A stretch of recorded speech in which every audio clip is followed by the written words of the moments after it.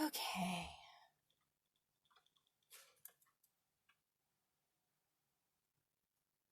Guys, gotta give me just a moment.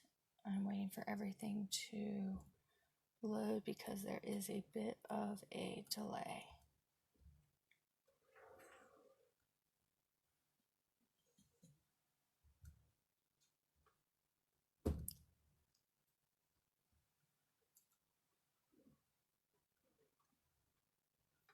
All right. Okay. Now I can turn it around and try to get it adjusted correctly, guys.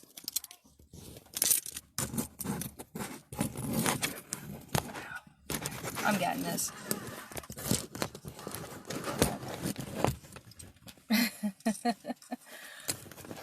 Oh, wow.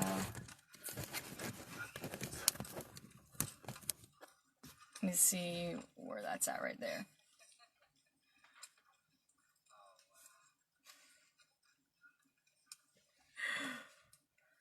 Okay.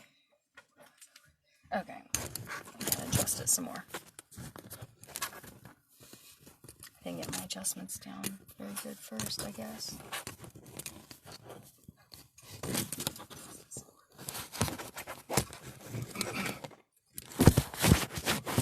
I'm gonna drop in this. I think that made it even worse. It did. I'm trying not to have my whole garage in the video. Oh, that did make it a lot worse. And I've got a delay, so I have to move it and then look at the video and see where I'm at. Guess I can turn the sound off on that.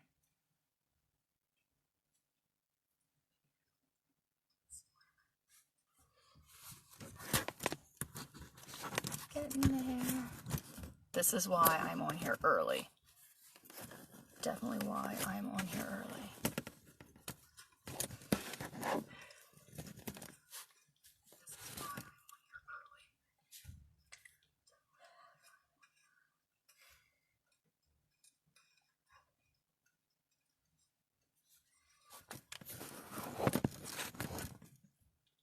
I don't know. That might have to do.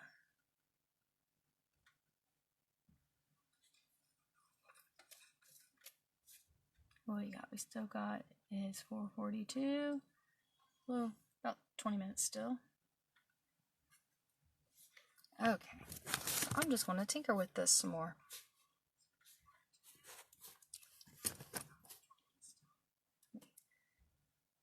Might help if I click on the whole thing.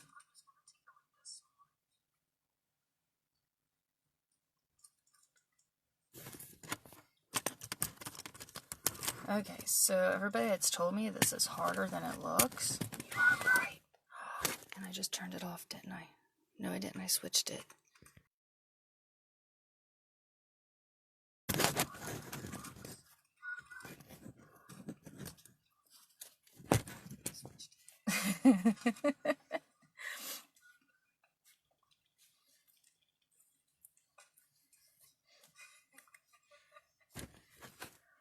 Wow, there's just no getting around it.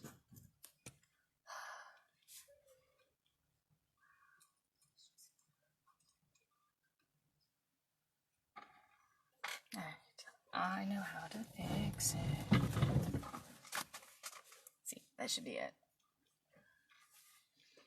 If not, I may have just broke something.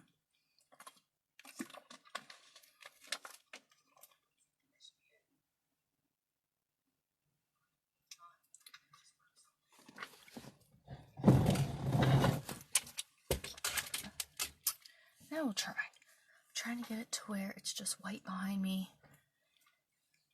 Less distracting.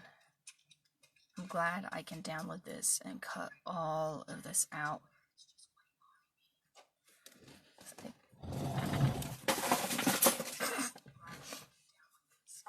That was a box of stitch markers.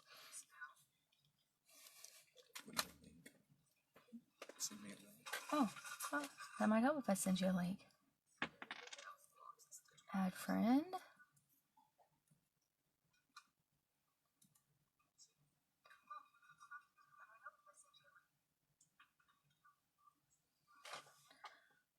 Okay.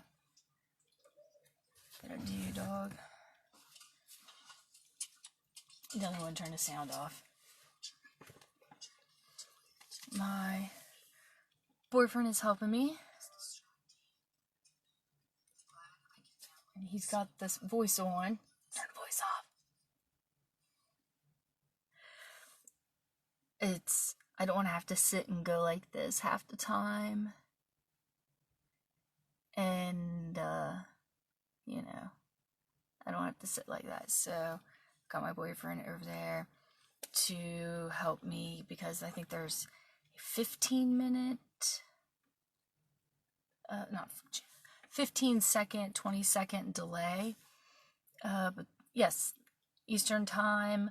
Class starts 5 p.m. You're looking at a still pic. Yes, so it starts at 5, so I've got 15 minutes. Guys have questions or anything, I can go over, actually, one thing I can show you guys. Alright, when the class is over, I really want to encourage everybody to share their projects and what they make. So on the links to, see, I like editing my videos, not live. On all of the, all the groups that have, where people have shared this event, on those event links, I want people to share photos of the socks you make in the class, or any socks that you've made. Just tag me in it. I'm just really trying to encourage people to be a little braver, step out of their comfort zone. And socks is a very, very intimidating thing for people to do. But I am going to do a reward for the person who shares the most. But I do need you to comment on the original post for this. I'll explain this later, guys. Better, I promise. But I need you to comment on the original post that you shared it and what group you shared it in. But what you guys are getting is, this is box 1 of the Darn Good Yarn Sock of the Month Club. And I'm actually really liking it so far. But it does come with the book that has a needle knit and crochet pattern. They don't do loom knitting, but you can use this yarn to make socks on a smaller gauge sock loom. And the yarn itself, this will show you kind of how it's self-striping. So you'll have like the darker and the lighter. This just gives you an idea if you do the knit pattern or the crochet pattern. But you can use any pattern you want. And you get 2 of those. So you don't have to worry about trying to get your colors to match up. This was something I was really excited to get. And I like that it comes in a box. And the booklet that came with it all fits in the box really nice. So to me, I think that is awesome. Now I gotta remember how to close the box. No. I got it. Also, what you will be getting is, this one comes, you have to put the pegs in it. I'm sitting here. It's ran away. I had one sitting here, guys. This is, I want to say 1/4 gauge. It's a 44 peg round loom. It makes really, really nice socks. I'm a big fan of it. But the pegs are removable, and if you can see in here without me having to dig in the package, the pegs kind of have like, it looks like a little lock at the bottom of them. And they fit in very snug. And I did throw in a few yards of yarn bra. This is something that I had got, it was horrible. It took me a very long time to find it. But the netting, it's a loose netting that stretches out, and you could put your skein yarn or your cake or whatever you're using down in it, and when you're traveling, it's really, really nice because the stuff doesn't get all tangled and matted. So I really like that. So whoever wins, which I'm doing Leap Day, last day of February, I will be doing the drawing. So whoever wins that, good luck, and I really, really hope you will share pictures of whatever socks you make. Let me see here about any question. Why am I using sock yarn? Good question. I'm using a 5/8 gauge loom. So to use a normal sock yarn like I just showed, it's very, very thin, so you can't get a tight knit like with regular socks. And I have a few examples. I'll just grab all of them. A few examples of socks I have made on smaller gauge looms. And these looms, not only is the yarn a lot thinner, there are a lot more pegs. These ones are 1/4 gauge pegs, so see how close they are? Compare both of those, and you're going to see a huge, huge difference. So I would use thicker yarn for this loom than I do this loom. And then, so here's one sock. And this was just the yarn did the collaring itself. I did the texture up the front. Here is another one I did. Again, I didn't change any collars with the yarn. And I used a different, this one was a lot stretchier, the yarn I used. So you'll notice this one has a lot more stretch to it than this one did. Some, and this one's a lot thinner. Here's one of my favorites I made. It's my skull socks. So these ones I wear a lot and I absolutely love them. We can, if the class goes good and everybody wants to do ones that are a little more advanced and just keep building on your skills, I will do a live loom along with collar knitting. We'll just see what everybody wants to do. Let's see what else have I missed. I got 9 minutes. Start 5. Someone from Florida.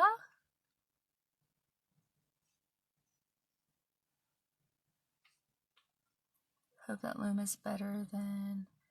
Oh, the Martha Stewart loom. Yes, I try not to talk bad about products from other companies. I'm personally not a fan of the Martha Stewart loom. I have it. It's probably one of the only looms I've ever just tossed because I couldn't. The pegs were breaking. They wouldn't stay in. The thing wouldn't stick together. Now KB looms, I will do my best to remember to put the link in the description for the replay.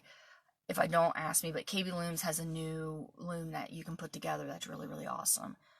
And let me see, I have the 1/2 gauge Cindwood, so will that work? Elaine, yes, you can use the 1/2 inch Cindwood loom. What I would suggest though is using a number 5 yarn and an E-wrap or a number 4 yarn with a flat stitch. I'll kind of get into that a little more. It's just a smaller gauge, so you don't really want to use a number 6 or number 7 yarn. But yes, you can use that. And if you want to do, actually, I'll show you. This is the 1/2 inch, forget how many pegs this is. 1/2 inch, I want to say 32 peg loom. This should be the same as the Cindy one, but your Cindwood one would be a circle. And I used a number 5 yarn and an E-wrap stitch for this one. And I did the exact same pattern that I'm using. I just did a collar change thing, which there's going to be a separate video for just this sock. But this is how mine turned out. And I want to say it was tweed, the Bernat tweed stripes yarn that I used. And I really, really like the feel and the texture and how this came out. So yes, you want to use this, you can follow along with the project. The marking your pegs will be slightly different, but I'll explain that. What else have I missed here, guys? Yes, great. You do have number 5 yarn. Missouri. All right. Hi, Sarah. Had to get desktop, oh, on the desktop instead of the Kindle. I'm glad you're able to get in. We got Terry from Tennessee, Deb from Wisconsin. Awesome, guys. The 30 peg 1/2 inch with my 5 gauge yarn. Yeah, that should work really good. That should be fine. And we got Angela from Arkansas. Okay, we got Linda from Missouri. How much did I miss? You didn't. I'm just kind of BSing right now. I'm not really going to get started I'm going to wait a couple minutes after 5. Well, 5 for me, Eastern Standard Time. I'm not sure what it is for you guys. I have the KB 3/8 set. Will be small and work for it. I'm using a 5/8. 3/8 is going to be... How many pegs does the smallest of the 3/8 have? Ooh. Sorry guys, I'm trying to get to questions here. I have a number 4 yarn I use instead of number 5. Okay. If you are using the 5/8 gauge loom, you might want to use 2 strands of number 4. Or you can use the 1/2 inch loom and do 1 strand of number 4. We got Darlene from Texas, Alicia from New Jersey. Aw. I'm from Pennsylvania. My sister does loom knitting and excited to try. Awesome, Becky. Hello, Karen. Got another Buckeye. Hi, Ruth Ann.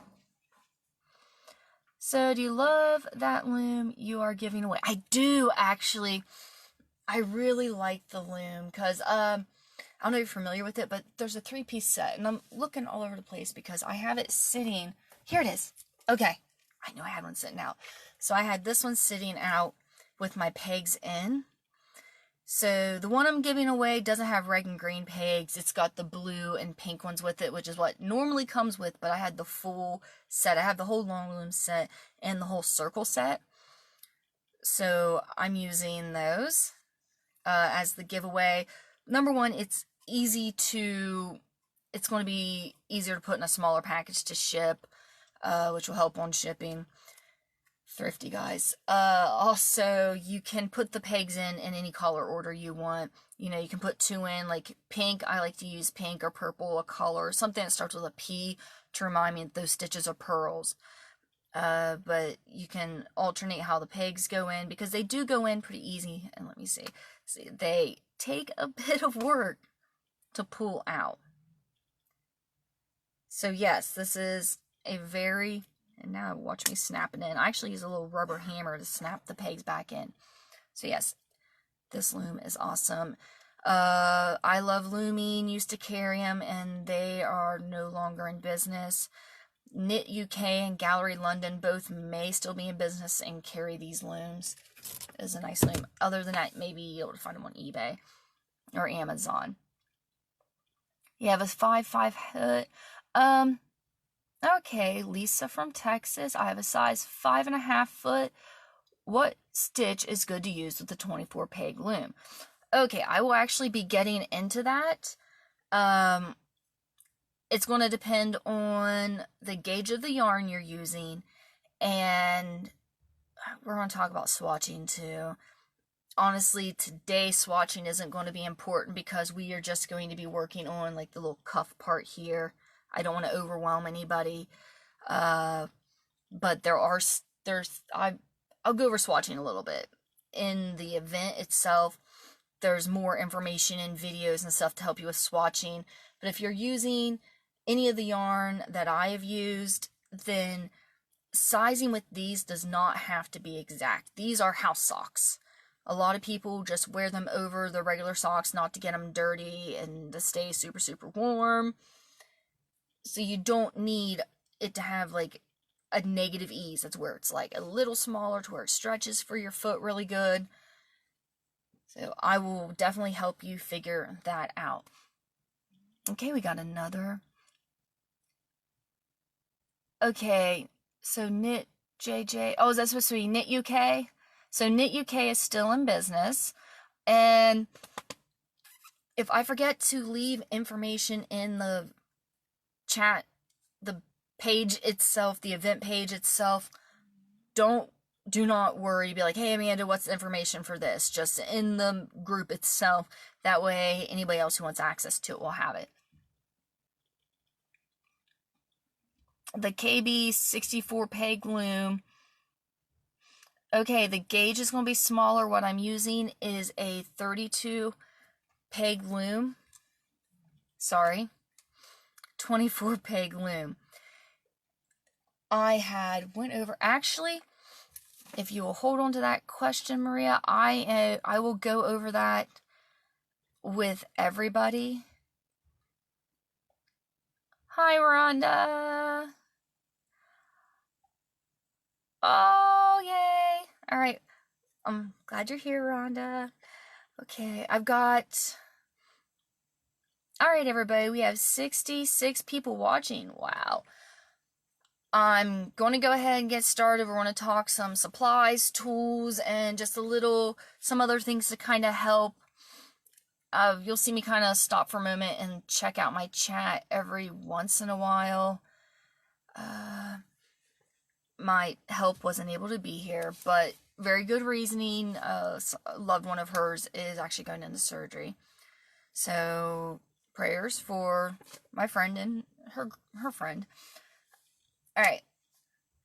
What we are going to be doing is we are going to be... Find my sock. Here we go. This is a sock you're going to watch me make. We're going to be making this one all the way along, but I will be referencing other looms and stuff so you can see what the progress looks like. Now, this is a house sock. You will be doing a heel, so it's okay, guys. It's really cool. The pattern I picked, it's a pattern I found years and years and years ago. I don't even know if the book's still out, but if it is, I'm going to find the information. I've changed a lot of the pattern, but it was what got me started. And the reason I wanted to do a beginner class instead of doing a hat, I wanted to do house socks, because it wasn't until I learned how to make house socks that I really started to get confidence in making other projects. I hope that makes sense. Now I'm going to talk about looms. What we're using is a 24 peg 5/8 gauge loom.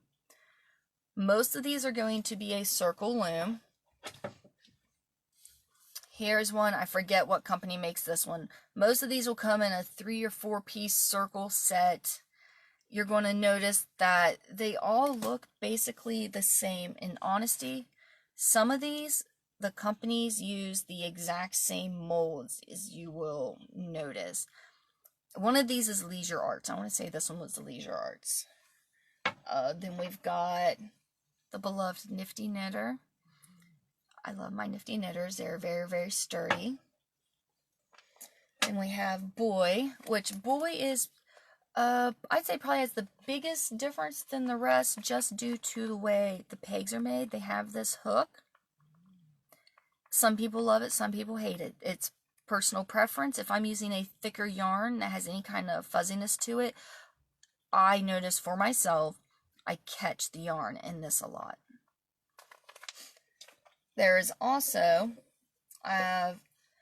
this is the original one. This is the 28, guys, long day, 23 peg 5/8 gauge loom, but they redone it to a 24 peg, and you can look it up on Cindy's page as a Knifty Knitter replacement loom, but it's their preemie hat and adult sock loom.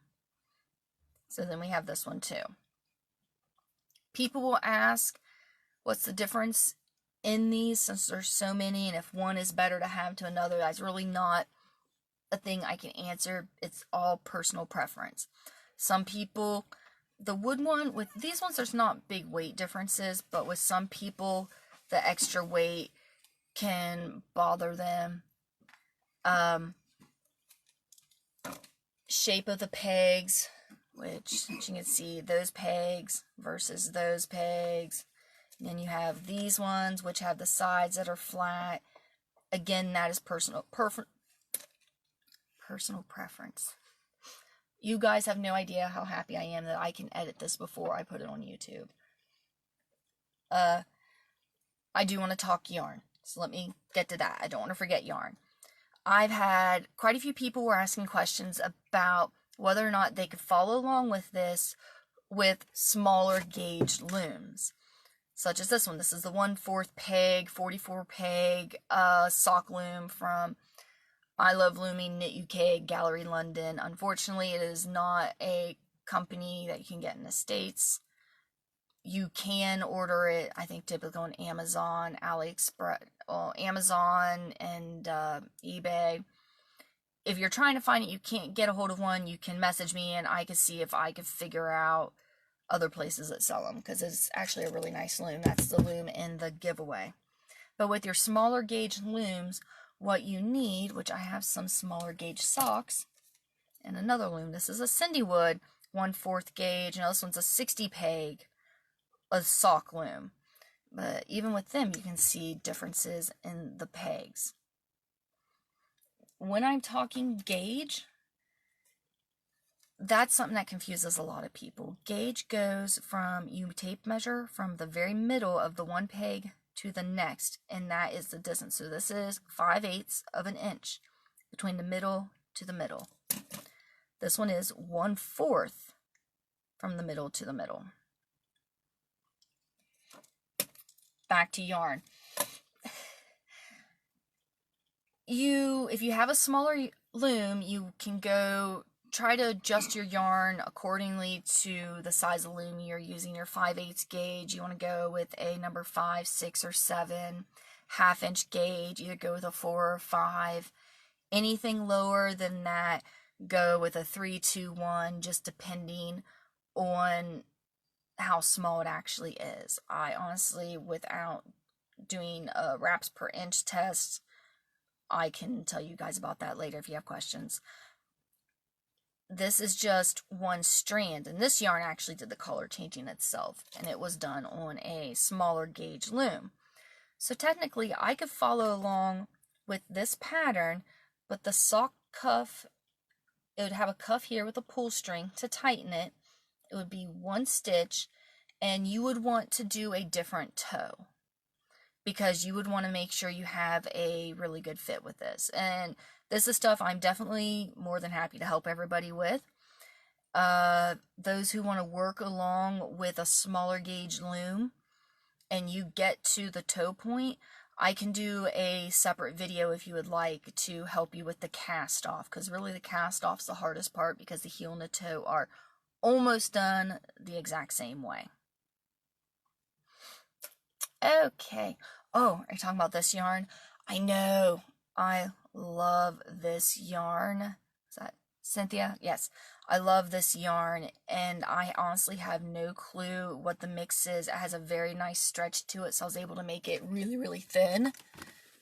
As opposed to this. This is a wool blend, which is thicker. This is, well, I guess I'll show you guys some examples of socks I've made on sock looms. So this class is to give you the basics and hopefully give you guys some courage to really try the more advanced socks. I know it can be really intimidating, but once you get the concept of it down, basically heel, toe, and your measurements, you're good. You'll have it.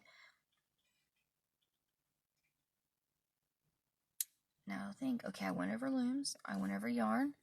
The supplies today, all you're going to need is your loom tool. I'm going to get this extra yarn out of the way here because I'm getting ready to start. Okay, so today you're going to need a few little stitch markers here and your loom tool. Really, that's all you need. If you can use a tensioner if you want. This is just a paper straw, and all I do is cut it in half, stick my yarn down through the middle. If you have trouble doing that, then you can take a tapestry needle and push it down through, or a crochet hook.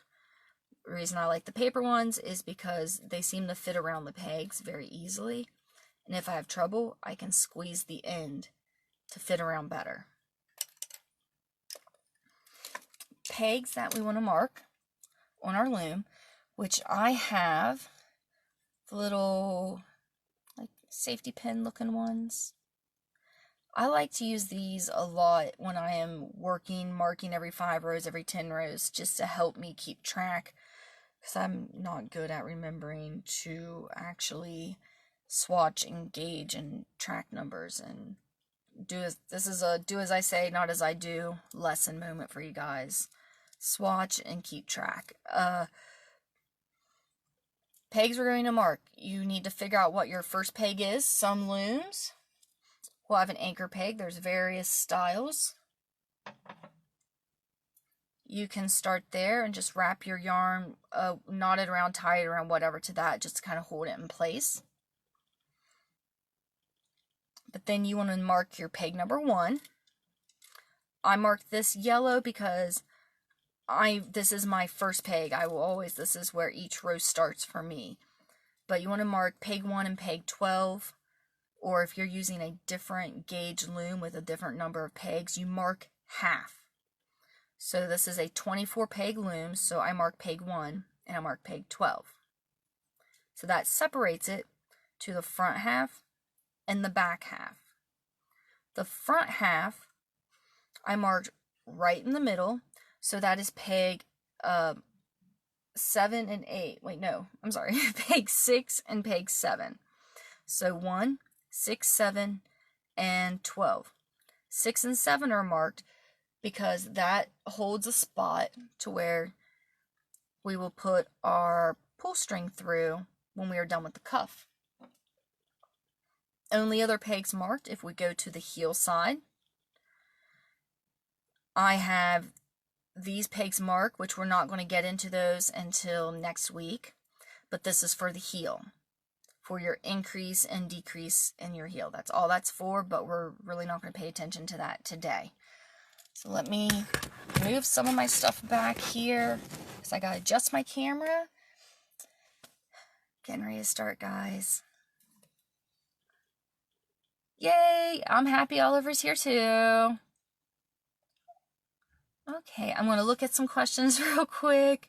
This is so helpful. Oh, yay, Murray, you're here. Hi, Murray.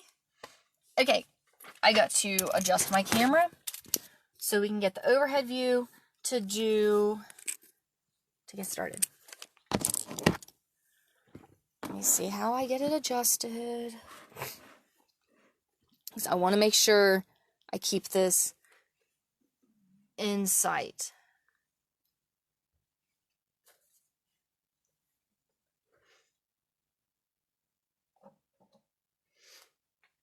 Okay, good. Now, I'm going to show you what you will be doing today. I'll move this for a moment. At the end of today's class, you will have it. This is what we are doing, is we're getting started at the top, which is this cuff. If enough of you get to that point, then I will go ahead and show you how to do the cuff and your I chord. I do have some information in the group info that tells different fun ways to make different I chords. So we're going to do these first, and then if we have time, we will get started with I chord and making your actual cuff. Sit this out of the way.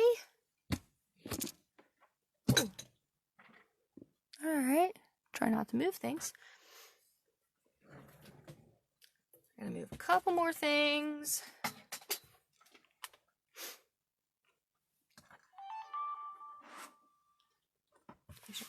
Don't want to be least distracting as possible.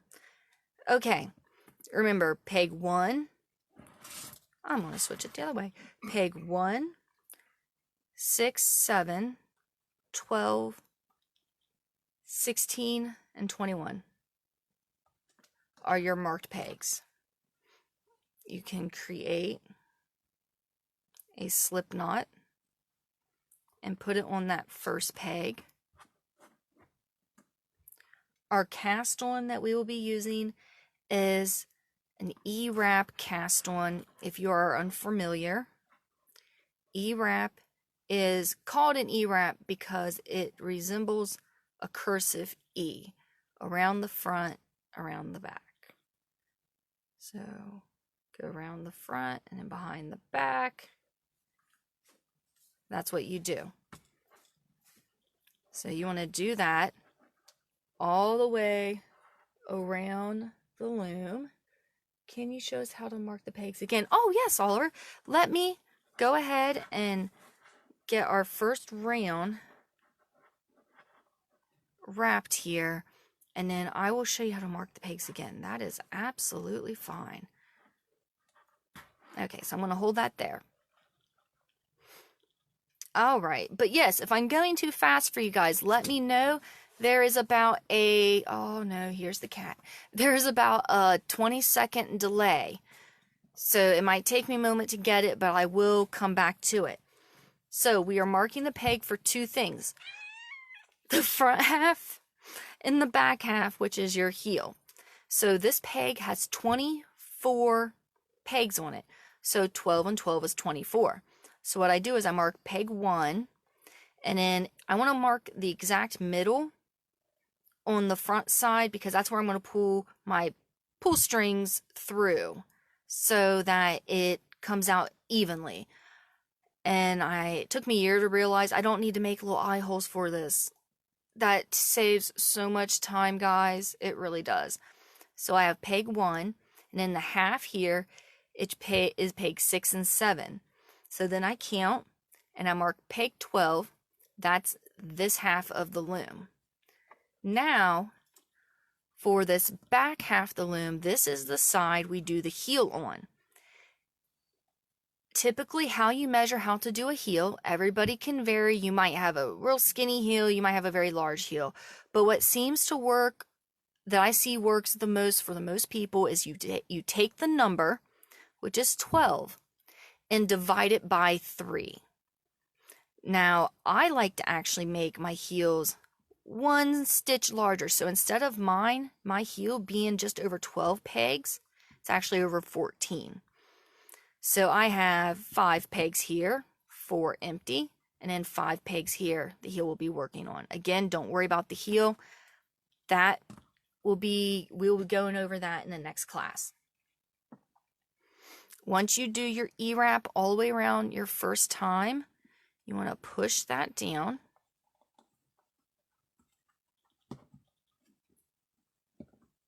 Hold on just a minute. Get back down to where. Okay. So then we will E-wrap all the pegs a second time. Let me see here. If I was using a tensioner, that would go a lot faster. So how many of you here have never, ever attempted socks or house slippers of any kind? And how many of you here have made 100 pair of socks and you're just checking it out, see what else we can do? All right. At this point, every single peg should have 2 loops, which the loops are called stitches. I'm holding this string right here. I don't have an anchor peg. If I did, I could wrap it around it a couple times, but really an anchor peg isn't a necessity. But I'm going to take this last loop up over the top, and that's called knitting off, and that locks this string. Now my cast on string is over here. I did a slip knot. Typically I would take that slip knot out, but since this is going to be part of the brim, there isn't going to be a knot that's going to be showing. And this string sticking out would get in my way. It would bug me, more of an OCD thing than anything else. So I pull that to the back. Now you go around and you knit the bottom stitch off the top all the way around. Then we will discuss yarn choice with your loom. I'm only really going over 5/8 gauge looms. I'll hit up the 1/2 inch too as well, because there are one of two stitches that everybody will have the choice to use. You could make these however you want, but I'm really using just one main stitch so that it's not, I don't want this to be an overwhelming class. Okay, so there is a number 5, a number 6, and a number 7 yarn that I was suggesting for this class. I'm going to bring them in here and set them out. This sock was made on a number 5 yarn, and I used a U-stitch. I will show this in a moment, but what I like about the U-stitch, which I can have just a stitch class one day if you guys would like, but the U-stitch is the U-stitch is a version of the knit stitch. You have your knit stitch, U-stitch, and your flat stitch. Honestly, the only difference is how much yarn is used to make them. The true knit stitch, you will have the biggest stretch with it. So if you want this to be stretchy, use the true knit. I am using the U-knit because I never have issues with my tension using the U-knit stitch, and it's my personal favorite. It works up very, very fast. So that's a size 5 yarn. This, I believe, was some wool ease, and it's a size 6 yarn. Again, I used the E-wrap for this because the yarn was so bulky. But for this yarn, it worked out pretty good. But if it stretches too much, you can see some little holes. But it's really, really comfortable. This is a size 7 yarn, and this yarn was so thick that you can mold it into a sock and it will stand straight up. So for this, I used an E-wrap because it is the loosest? That doesn't sound right, guys. Of all of the yarn I'm using. For the pattern, I will be doing a size 5 yarn with a U-stitch, but I am going to go ahead, give you a small demonstration. Just choose the stitch you like the best. If you want, you can practice them and then catch up later. That's fine. But what I am going to be using is called a U-stitch. So I take the working yarn. It's coming from this peg. I hold it in front of the next peg, pulled around behind, so it's making a U. My tension, which is how hard I'm holding onto the string, is loose. I will take that bottom peg, which might be a little tight, and I want to hold this tight enough that the stitch doesn't come off, but do that. So that is your U-stitch. It's a very simple stitch. Now, if you are using a size 6 or 7 yarn on a 5/8 gauge loom, you can do an E-wrap, which is what we did for the cast one. You can use that stitch. I would like to note that is a thing called laddering. Some of you may have already, if you guys want to get started working in the round, we're doing 15 to 20 rows of U-stitch. You can get started on that, and I will talk a little more about different things. Okay. One thing that took me a really, really long time to figure out what I was doing is called laddering.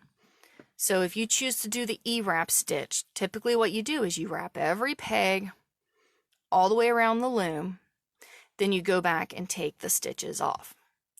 Then you will go the next row all the way around the loom, stop at the same spot, take every peg off. When you do that and you're stopping in the same spot every time, there's a tension difference right here. And so in doing that, you will end up, just have to stretch this out just to give you an example. You will end up with like one spot spot where the stitches are stretched out and everything else will look nice and neat, and you'll have this one gap.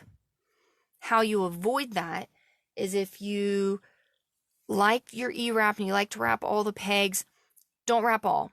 Wrap part of the pegs, knit them off, and then go wrap 2/3 of the loom, knit them off. Or you can take, and which I will do a couple of these and then just undo them just so you guys can see the ones who are going to E-wrap. You can E-wrap one at a time, and when I do that, push that stitch down one at a time, do that, push the stitch down, and then you make sure you do not stop in the same spot every time. So I'm going to undo that stitch. Actually, that's something else to show. If you need to go back, hold your working yarn and then keep the stitch that's on the peg hooked, and then you push that original stitch back up there, and then there you go. I'm going to work some of the U-stitches with you guys and then look over, see if there's any questions I can answer. Now, if you are using a U-stitch, measurements. Not everybody knits the same. So, I take a tape measure and I measure and make sure that my cuff measures 4 to 5 inches long before I pull it up. Typically, I am finding that to be somewhere within 20 to, let me see what the most is I have on here, 15 to 20 rows. So for a number 5 yarn, 15 rows seem to work very, very well. So you just work in your circle,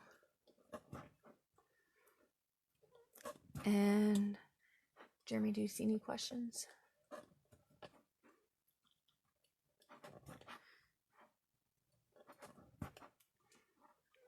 One hard thing is remembering to count your rows. I have a lot of ways I can do it, and Nikki, I think it was you who shared the adorable little peg markers that had beads on them where you can move them up to help count your rows. That is a really awesome idea, because unless you have, for me personally, see, there's row 1. For me personally, if I am not, see, I dropped that, I just pushed that back on. If I am not seeing the item to mark the pegs, I forget. So unless I have something that's bold telling me, okay, this is my first peg, I need to mark something, a lot of times I will forget. So I like to use pins and mark about, because I can count down, be okay, I've done 5 rows, and mark it. And then that makes it really easy to count. Or you can get row counters that actually hook to your finger like a ring. Those can be really nice as long as you don't accidentally double click on them, which can be very easy to do. But I am a big fan of those because it's on my hand and I can see it. So I do like that aspect. They have them as necklaces as well. I see people just take a piece of paper and do a tally. So many ways that you can count rows. So I'm going to keep working. Okay, Donna, do we add the tie around before we pick up the brim? Yes.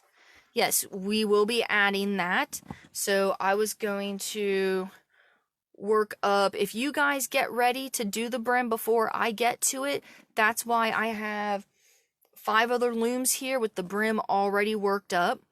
And I can go over and do how to pick it up, because that's not going to be super, super hard.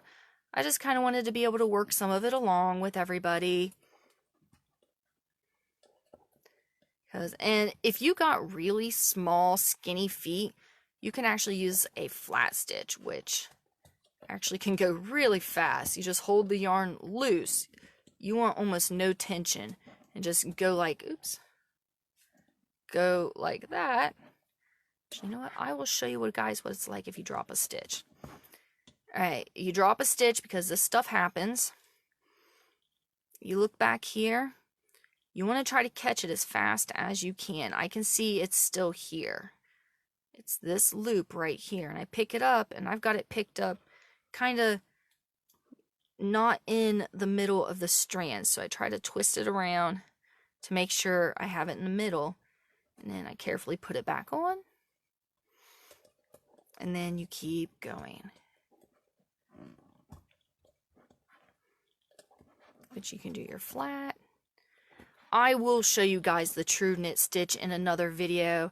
I have found that for people who have never tried socks, if you are only really used to using an E-wrap stitch, which that's fantastic, and you guys should definitely be proud of yourself for anything that you have made, because this definitely is an art craft.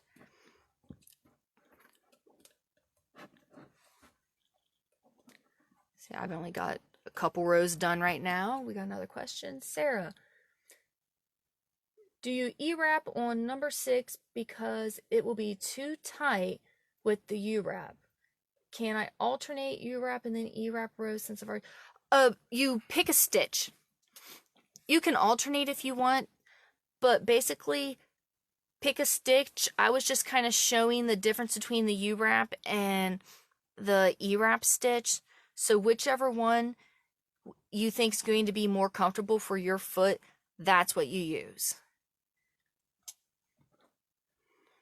Yeah, I wanted this to be as forward as it could be, so the only other stitch we will be doing increasing and decreasing for the heel, but nothing other than your main stitch will be used, whether that be E-wrap or U or flat stitch.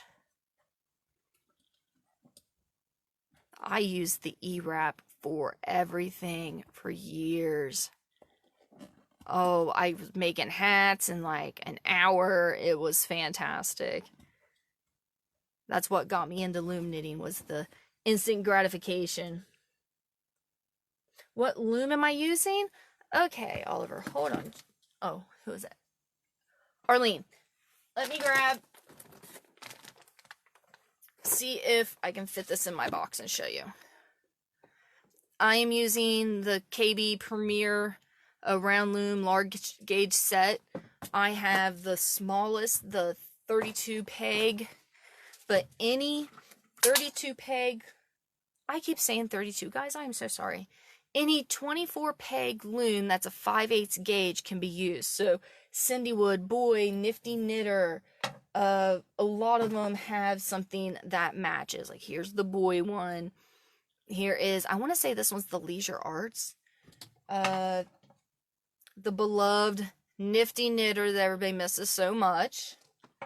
And then we have the Cindwood, which I will have information about all those looms in the group.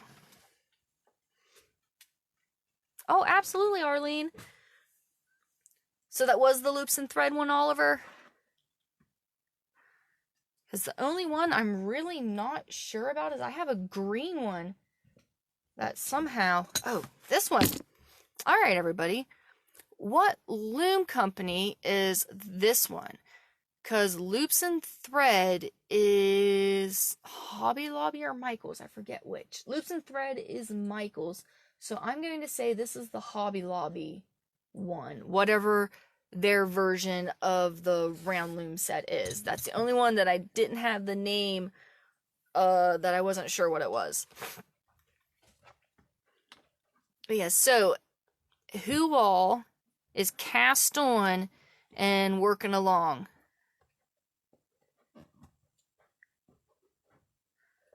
Okay, so it is Michael's. All right.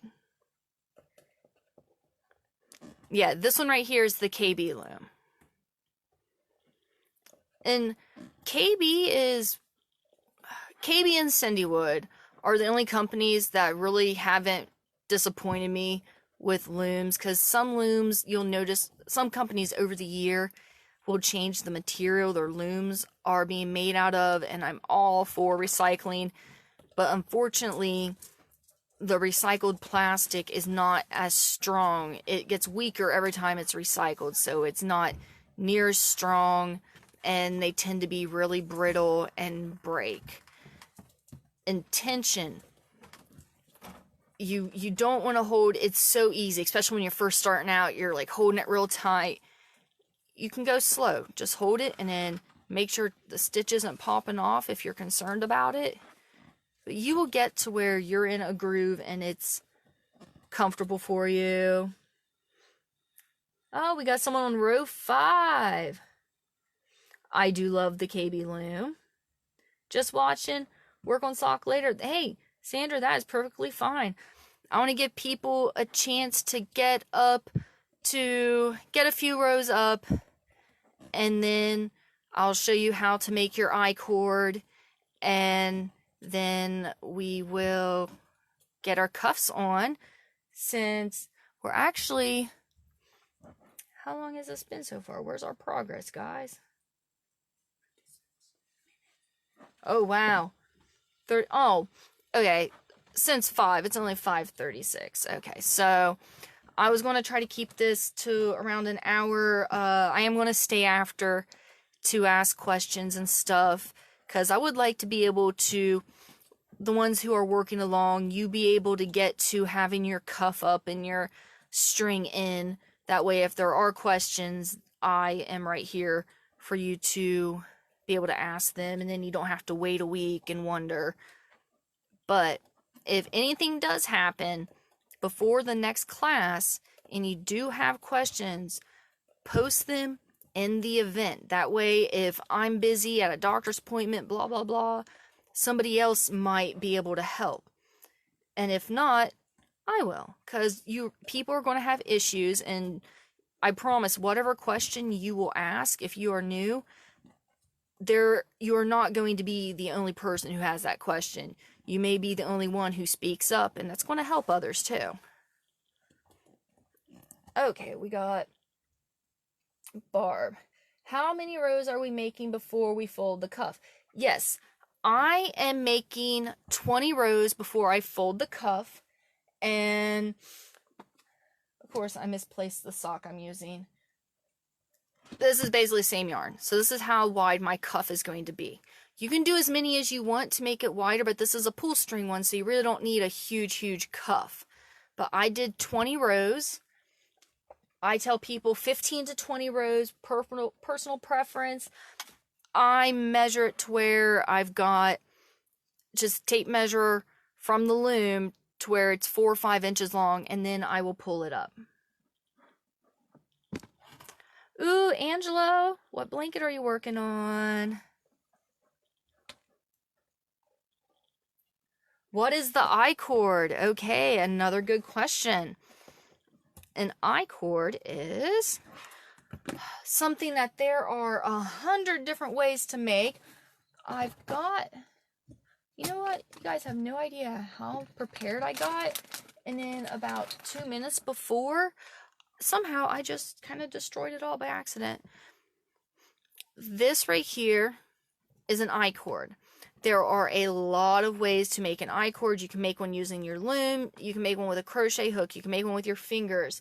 You can use a Lucet, which has come up misplaced. So I'll do you guys a little video for the group to show you how to do different ways for different ways how to do an I chord. So that's an I chord, and we will make it long enough. Everybody has a different length. Typically, I wrap it around the loom itself and make sure I can tie a bow there so that it's long enough. Let me see. Angela, temperature blanket on my 2nd week. Go, Angela. Awesome. Yes, do we need... No. Lydia, you will be making 2 I chords. One for each sock. I'm just doing 1 sock.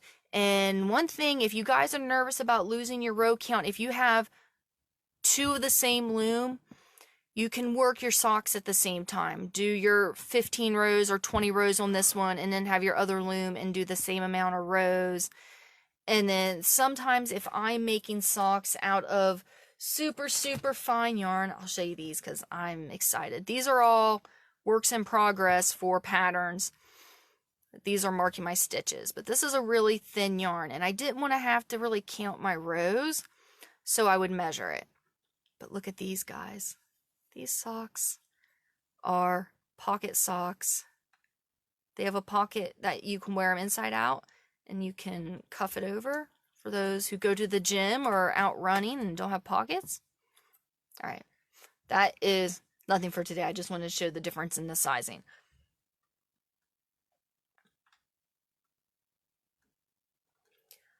I will use to hold the sock on like a tie. Okay, so how far is everybody getting? You guys start getting, row 10, 15, somewhere around there. Start letting me know, and then I will switch over to working with a couple different ways you can do your I chords. Because honestly, you guys have seen me. I'm doing more talking than looming right now, so I'm not super far down. Which when you count, you got to think of your cast on. So this first loop right there, that's part of your cast on. So from here to count, actually it'll be easier if I mark it like this. Okay, so we have one bar, that's one round, 2, 3, 4, 5, 6. So I've done 6 rows. See, there's 1, 2, 3, 4, 5, 6. I'll hold that up closer. Hopefully you guys can see that. That's one way to count your rows. So technically what I would have done normally was the row before, I would have marked the peg. But actually, let me get a stitch marker and I will show you how I mark my pegs when I'm going in a circle. When I'm using these little stitch markers. These do break pretty easy, but typically what I do is I just put it through just like that.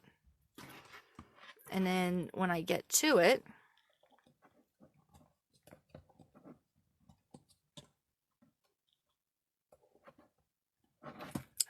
I'm sliding, guys. Okay. I can get a better grip doing my U-stitch.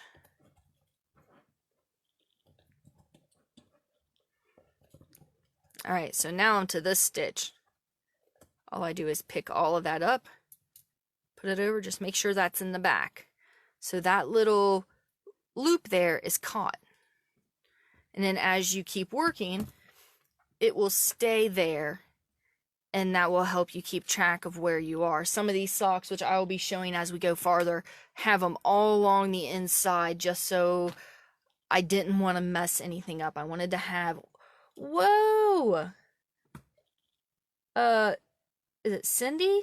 Cindy, row 13. Yeah, man, you are on a roll. Absolutely. You guys are doing great. All right. Now I'm looking around. I'm like, did I grab my I chord stuff? I got a few things to show you. Oh, I know, Bonnie. The pocket socks have been something I've kind of been working on for a while.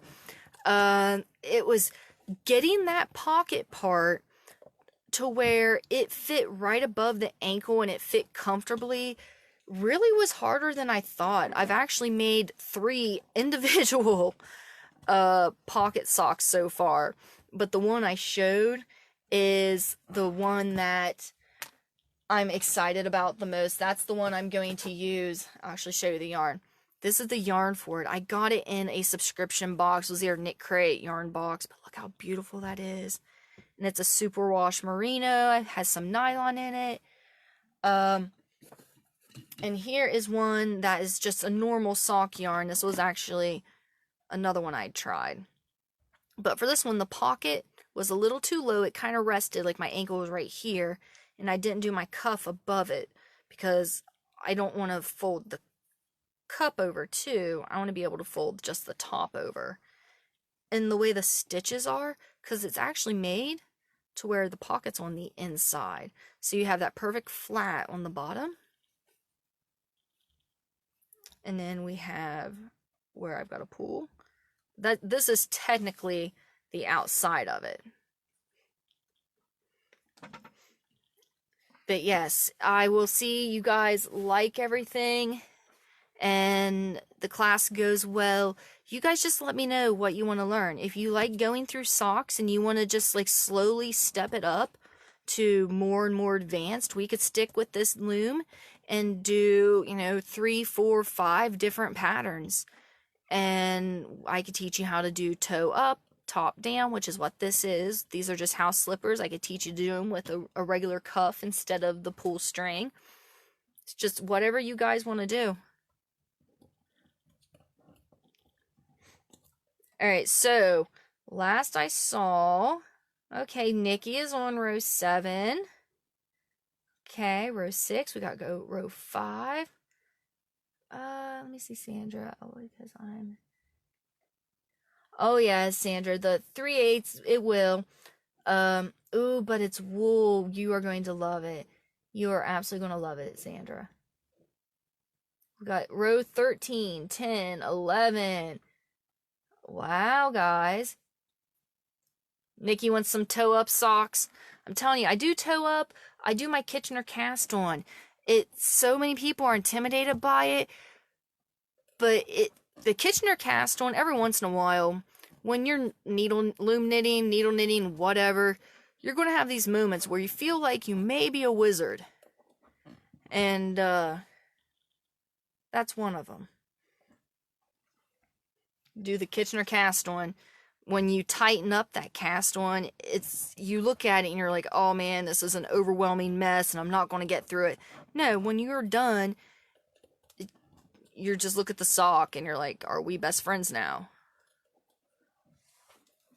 And then you start your second sock, get distracted by something shiny 2/3 through, and then end up forgetting the pattern and have 2 separate size socks. So then you have to go back and make 2 more socks so that all of them match. Okay. I tried to follow your video one time and messed up so bad. I thought I'd never go back. I really want to learn. Aw, Sandra, I'm so sorry.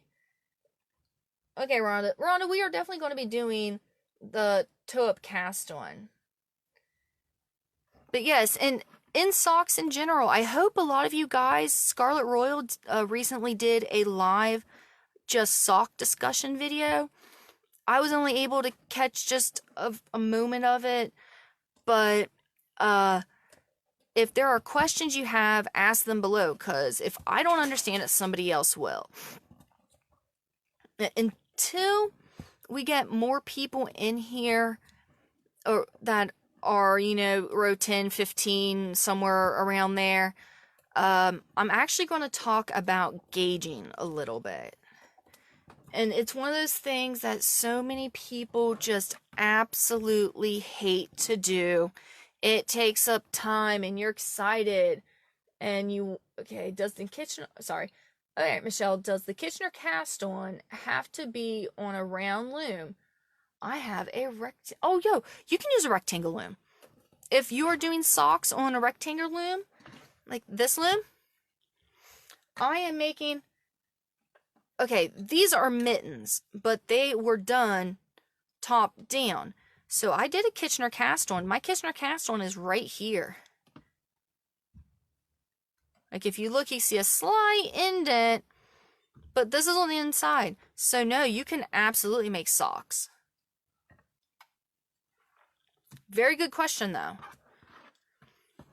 People don't realize how versatile looms are and all the things you can make, because you don't have to really, there are so many ways of shaping that you don't really have to just stick to one item for a loom. Just because it's circle doesn't mean you always have to do circles. You can make stars with a circle. You just have to know how. And no, guys, I don't know how to make a star with a circle yet. I've never tried, but it does sound nice. Let me grab a ruler and I will talk some about gauging. Alright, my gauger is, I had everything set out for my video, and then I can't find my gauger. So I'm just going to use this generic sticker, but you guys you'll get the idea here. Okay, so as I said earlier, to know the gauge of your loom, you take and measure from the middle of one peg to the middle of the other. This is a sticker, but it'll work. So you'd measure from the middle of one peg to the middle of the other. This is a 5/8. My sticker might not be on there just right. But there's also measuring the gauge of your sock, because you want to make sure you do enough rows to make it fit. Now we need two different measurements for this. We need the measurement this way, the length, and the horizontal measurement. And they suggest that you swatch over 4-inch place, but you don't really have to. I typically do a 2-inch spot.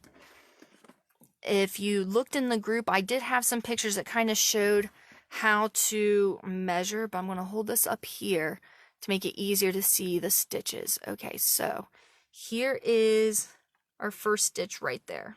You can see this V. That is one stitch. So we got 1, 2, 3, 4, 5, 6, 7. So in 2 inches, I have 7 stitches wide. So that's 4.25 stitches an inch. Now for this way, doing the rows, we are counting the V's again. But we're right here. This is kind of at the bottom. So we got 1, 2, 3, 4, 5, 6, 7, 8, 9, 10, 11. So it's 11 by 7 is, I would get 11 stitches for every 7 rows, and 11 stitches would make me a 2-inch square. The reason that is important is when you measure your foot, you want your foot sitting flat. Some people like to actually draw out their foot, and you measure from that back line to the front line to get the measurement of your foot. And you want to know how many rows to make it. So then you want to do your measurements on this, which I will go over that in more detail because we're not really gauging until we get past our heel and working directly on the body. And by that time, we should be able to have enough of the cuff to where you can get, with the cuff you'll be able to get an accurate gauge to be able to measure the length for your foot.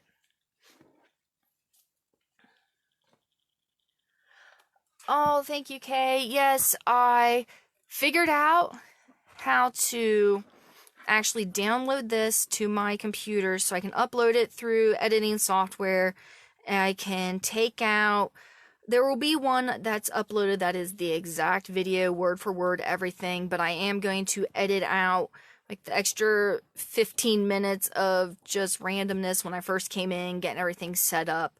So I will be there will be a really nice video, and then there'll be the full video. I'm going to do that with each one, and every single one of the compatible looms that I show, I'm actually going to do an individual video for pretty much the same pattern in each one, for those of you who are more comfortable looking at the exact same loom you have, or if you get the exact same yarn I'm using on one of the looms and you want to be able to follow along with that. That way you'll have the options. Oh, we got 20 rows by Cindy. Good job, Cindy. Okay. I'm going to set this over to the side and grab a couple things to show you a couple different ways to do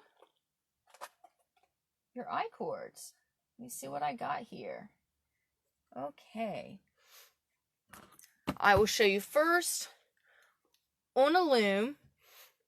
I'm going to grab scrap yarn. Come on. I've got it everywhere.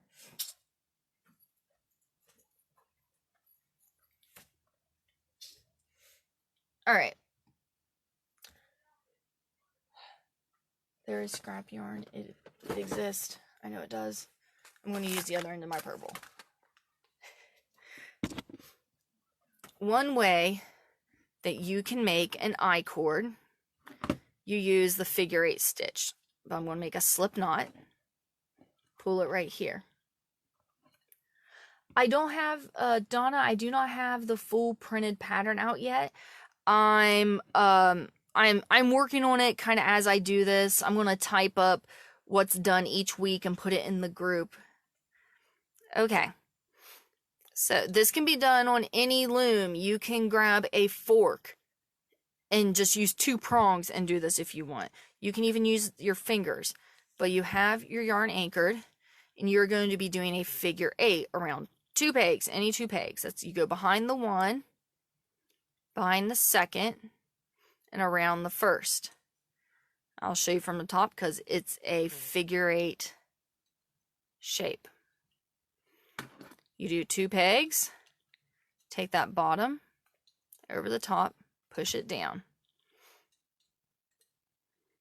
And you do this over,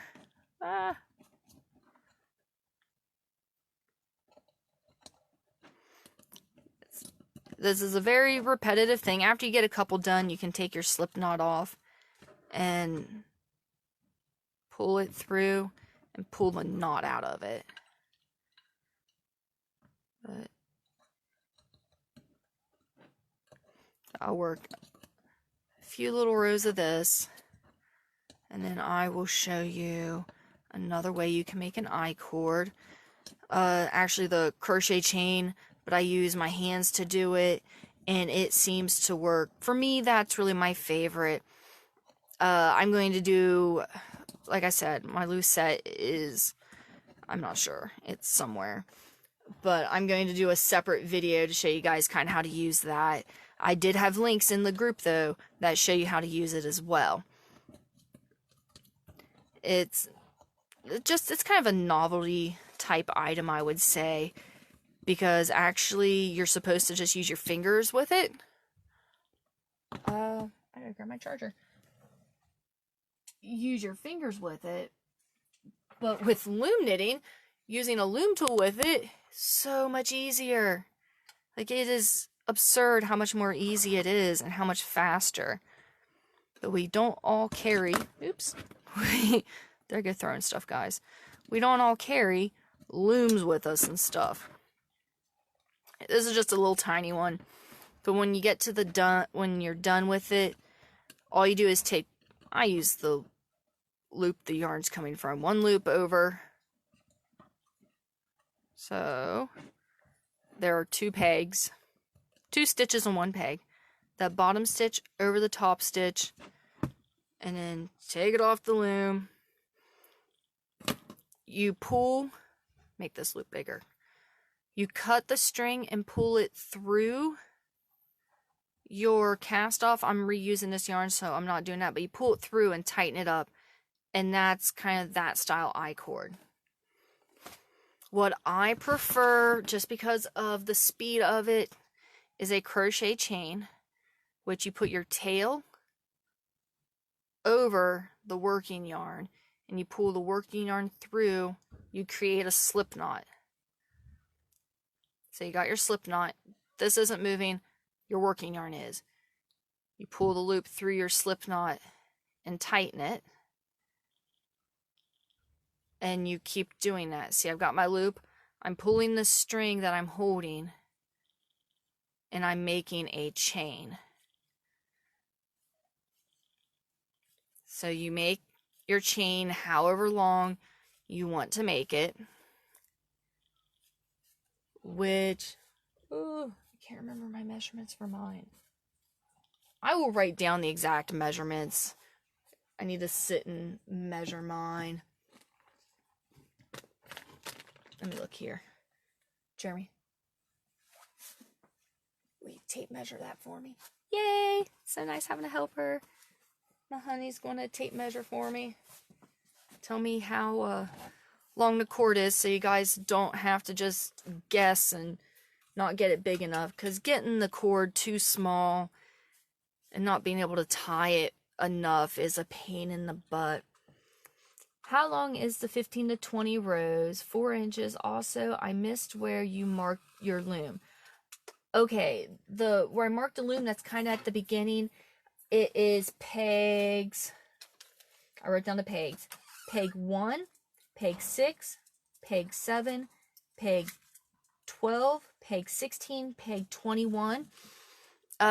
Just catch the beginning of the, fast forward like the first 15 minutes until you see me setting up the loom, and then I'll go over it in a lot better you'll see the detail. And yes, I love it too.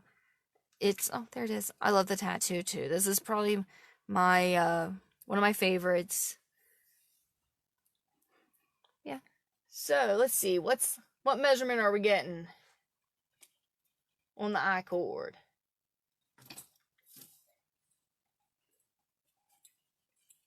What is that, about 30 inches? No, 24. About 25 inches long is a good length for your I chord. There are I chord makers that are really cool. I'm not a big fan of them though, just for the footies, because they seem to be a little, what's my word? Where'd that cord go, honey? I'm not a fan of how they're too thick. There we go. That's my words. They're too thick. My nails. Thank you. I am horrible. I chew my nails really, really bad. I can do the crochet chain method with a I know. Yes, you can do. Some people who, if you crochet, some people are more comfortable with the chain with a crochet hook. That is, yes. Oh, first time I ever seen an I chord made on hand. It's simple, Bonnie. I don't have to have anything with me. I can just have some yarn, and I love it. Okay, I'm going to go ahead. Let me grab a loom where I still have it marked so you guys can see. Which is, of course not. Oh, no. Yeah, I do have one. Now, this is where the boy loom. This is my first start. This is my 20 rows. You can see how long that is. I'll have my tape measure next time, but you'll see how long that is. And it's gonna actually lengthen a little more. Okay, awesome. All right, I got my tape measure. See, this one is about 4 inches long. Actually, if I would straighten it, yeah, around 4 inches long. So I do 4 to 5 inches.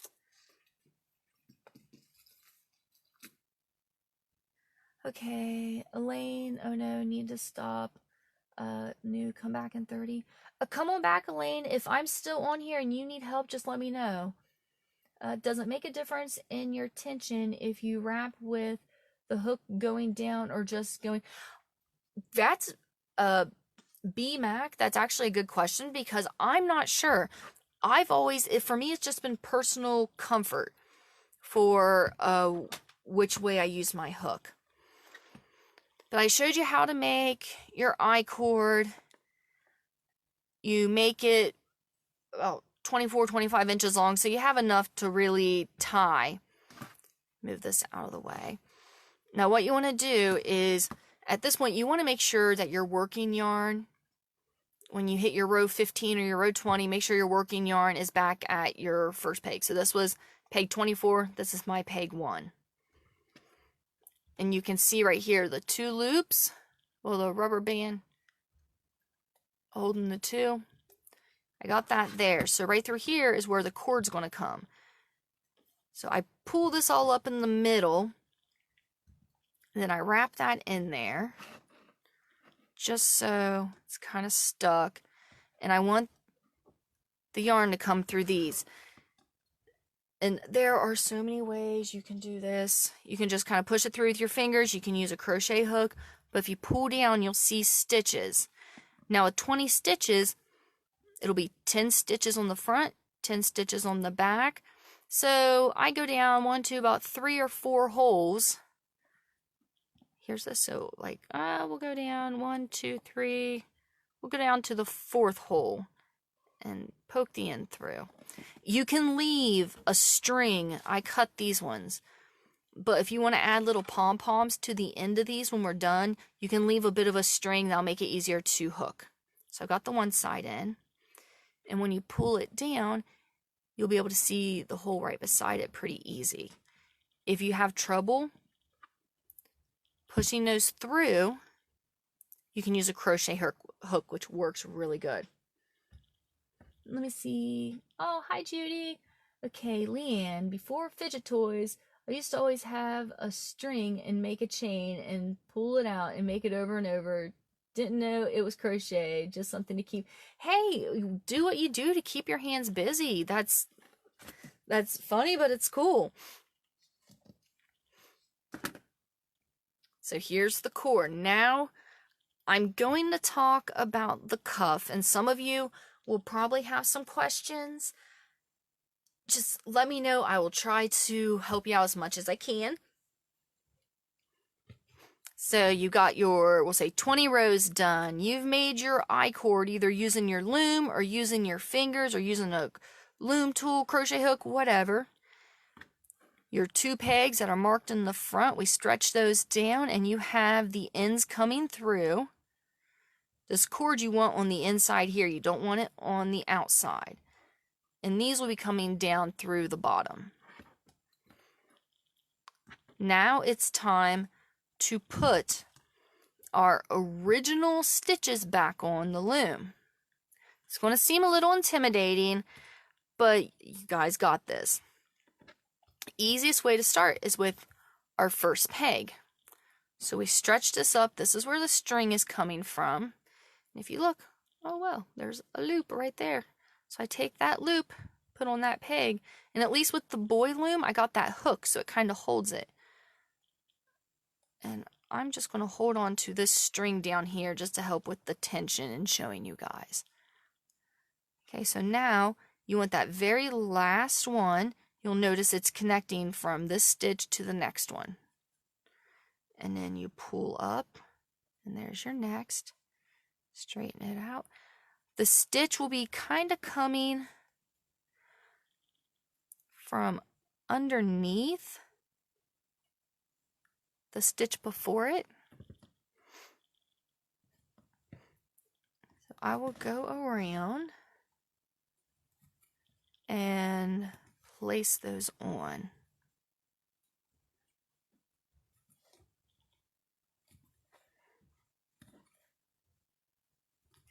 So yay guys, I'm glad enough of you are sticking around to work with the cuff because I wasn't sure I was going to get this far today. I just wanted to see how everybody was feeling it out and what they wanted to do. When you get back to your first few, it might look a little confusing because that last stitch can be a little tough. But look right here. So there's this,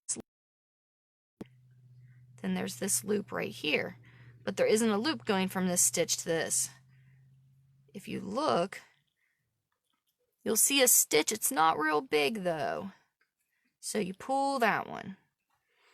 And then you grab a little crochet hook, which I have one in a baggie here. A crochet hook is a useful tool to have. You don't have to, but it's just useful because I like to take a crochet hook and then pull that beginning string down through. I got it through there. I can catch it. Alright. This is not my favorite crochet hook. Alright, I'm just going to stuff it down in there. There we go. So the crochet, that end is gone, so it is out of the way. We are not going to be taking the bottom loop off the top for this row. We're not going to knit off.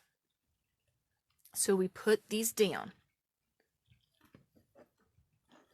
Okay, Kay.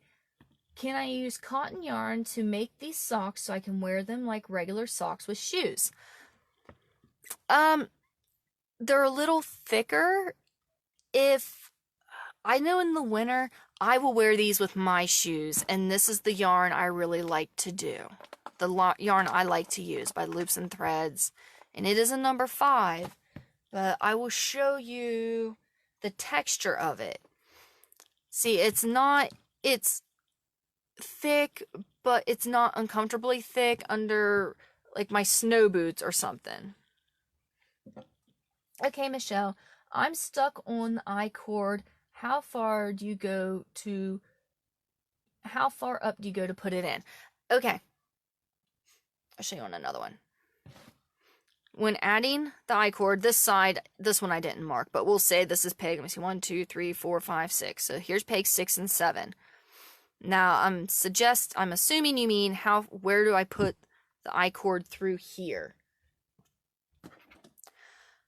It can be adjusted later without much work, and I will go over that, of course, because this is a personal preference thing too. You kind of want it in the middle of the cuff, so if you go down real low, it's going to be right at the bottom.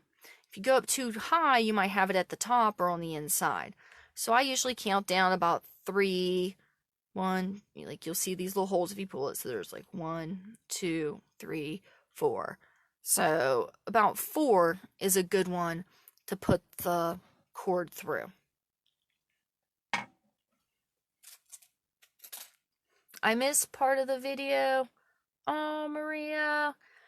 There's going to be a playback, okay? So if you want to watch the finish up of the video, you can.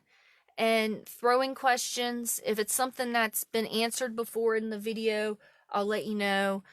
But you still might have questions that other people haven't asked or just didn't want to ask. Because, guys, no stupid questions, okay?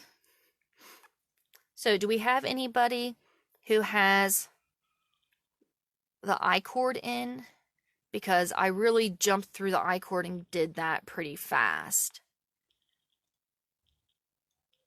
Or are there any questions about the loops if you're having any issues? I always try to take the string, the cast on string, and take that first loop beside it, because that last loop, as you saw, it looked like it wasn't there.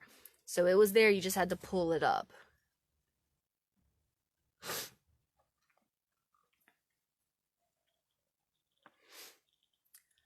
Do I need to knit more rows since I only got 3 inches with 20 rows? Sarah, you can. I would try 25. See, that's one thing with tension. Everybody is so different that if you feel you need to do more, you can. Now, Be Mine, what did you say? Things scrolling down pretty fast on me. Oh, BMAC, can you do these socks without the fold over? Yes, you can. The cuff, see how this is curling? Move this out of the way. See how this curls down? Your cuff will curl. Doing the cuff like this, really no matter the size of foot, you can kind of secure it around your ankle. And for me, the curling I find uncomfortable. So yes, I find the curling very uncomfortable. New comments, get down there. How far apart do I space the I chord? I take and just space it in between. Take a couple of these stitches off and show you again. You have the front. I put them behind this peg and behind this peg down like 3 stitches, so there's really only 1 row separating the I chord. Let me put those back on.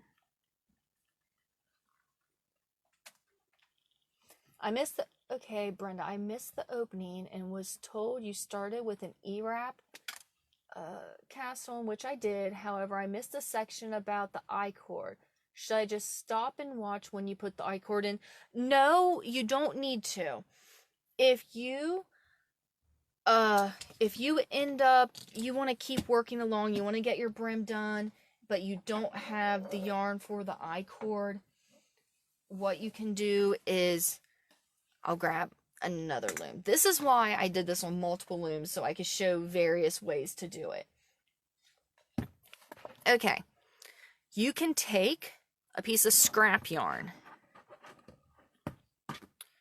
and place around here, and then you would do the same thing between peg 6 and 7. Pull that down, and about 3 or 4 stitches down in between, you see 1, 2, 3, 4. You know, we'll do whole 4 behind peg 6 and peg 7. You put the end of the yarn through it, and then tie a little bow just so it doesn't get pulled out, and I can show you how to add that in later. Actually, I'm going to go ahead and tie this one so that it doesn't get snagged and pulled out. But I will teach you guys how to fix that stuff. I'm going to do like just a troubleshooting video thing. How long it's before the cuff is 3 to 4 inches, 4 to 5 inches long. No. Wait, is that what I said? Yes. I'm sorry, guys. 4 to 5 inches long. Okay, so you've picked up your stitches for the cuff. You've got your 20 rows, your 4 to 5 inches long worth, which could be anywhere from 15 to 25 rows. And you've pulled up the stitches. You've got your I cord in there. Now, you guys are going to work 5 rows, and then that's it for today. You can oh, I got a question. Oh, hi Angela. Angela, why are you watching? You ain't no loom knitter? I'm joking. Angela's a friend of mine. She's the president of the local fiber guild, and she likes to embarrass me, but it's love. She loves me. Okay, we are at the part where we are picking up the brin. All these pegs have 2 stitches on them. We are going to treat them as 2. But you want to take that bottom one, take it off first, then take that second one off. I will show you after I get done why I do that. So we go all the way around the loom. Take the bottom stitch off, and then the top stitch, which I count this as my row 1 in my 5 rows. If you find that you end up doing 10 rows, 6 rows, just keep the measurement the same for your second sock. Because this is a very, the sizing is very subjective on this part. All right. I'm sorry, what side does the cord go through? The cord goes through the front side where you have 2 pegs marked together. The cord goes through behind peg 6 and peg 7. If there's things that you have missed in the video, there's lots of resources available in the group itself for the video, and questions, definitely post questions in the group, because just because if nobody else has posted a question doesn't mean that everybody knows the answer. So do not worry about asking any questions. That's not an issue. Okay, Sandra, after you roll over the cuff, how many inches or centimeters are those 5 rows, since I'm using a smaller gauge? Yes, you want that to be 1 to 2 inches. Sandra, I typically go more towards 2 inches. And how long is the 5 rows after the cuff? Yes, same thing, Amy. After these 5 rows we do here, because some of you, you're going to get different gauging, you're going to be using different looms, different yarn, make that 1 to 2 inches. I really prefer to stick closer to the 2 inches. That way it kind of gets it above your ankle pretty good. So there's my first row. Now the reason, as you can see, this yarn is changing color. So where this is darker blue and this is lighter blue, what I didn't want to happen was, let me show you the inside of this one. Same thing. I didn't want that darker blue to show out here. So pulling it up the way I did and taking the one color over first, I was able to create almost a seamless change here. There's a little bump, but it doesn't look like I've missed a stitch. Let's see, what other question do we have? B, do you knit the top folded over before you start row 1? I use that as my row 1, but you can do more rows if you need to. Yes. And now this is kind of what you should have going on here, whatever colors you're using. So now we're going to work 4 more rows, or whatever gets you, 1 to 2 inches. Like I said, I lean more towards 2. You just keep working for 5 rows.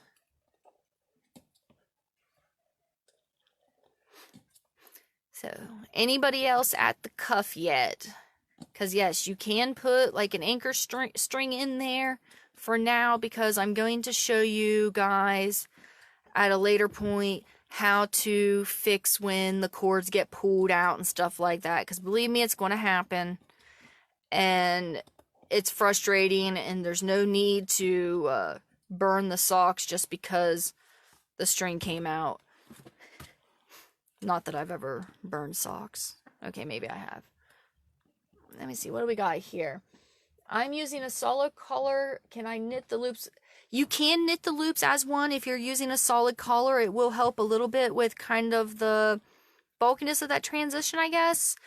I've just gotten to the point to where I just do the same thing. It's just repetitiveness at this time. But I can show you this one. I did both of them at the same time on this one as well. And it's not, I prefer to do both stitches, kind of treat them as one and take them off. But yes, the other way is perfectly fine. There's nothing wrong with that. That is a good way to use as well. Okay, so, alright guys, throw some questions at me while I'm trying to stay on, give other people a chance to catch up, ask questions, see what happens. Okay, Tracy. Gotta go lock up my chickens. Aww. Give the chickens hugs for me.